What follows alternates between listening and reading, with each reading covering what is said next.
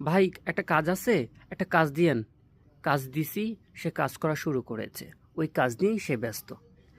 International বই পড়েছিলাম আমি, সেটি হলো যে থিঙ্ক অ্যান্ড গ্রো রিচ।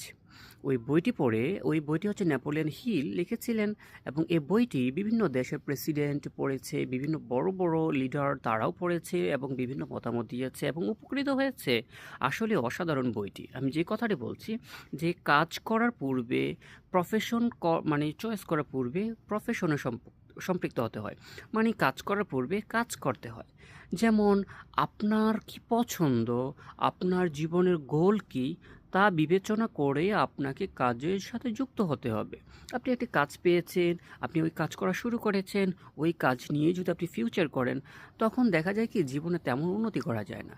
এই যেমন ধরুন, আপনার যদি ভিডিওগ্রাফি ইচ্ছে হয়, ভিডিওগ্রাফি দিয়ে অনেক টাকা মানে গ্যাদার করা সম্ভব, অ্যাচিভ করা সম্ভব। বাট আপনাকে দেওয়া হলো একটা টেইলারি কাজ।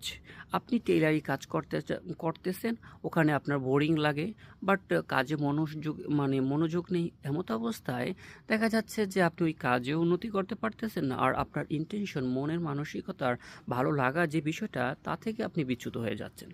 আমি যে কথাটা বোঝাতে চাচ্ছি বা যে শেখাটা শিখেছি, সেটি হচ্ছে যে কাজ করার পূর্বে কাজ করতে হয়। আপনার যে পারফেক্ট কাজ, তার পূর্বে কিছু কাজ করে, ইনকাম করে আপনার অরিজিনাল টার্গেটেড গোল, আপনার আল্টিমেট গোলে পৌঁছাতে হয়। তাই হঠাৎ করে একটা কাজ পেয়েছেন, কাজে করা শুরু করে দিয়েছেন, তাই জীবন করা শুরু করে দিয়েছেন, তার ফলে আমরা জীবনে কিন্তু তেমন উন্নতি করতে পারি না।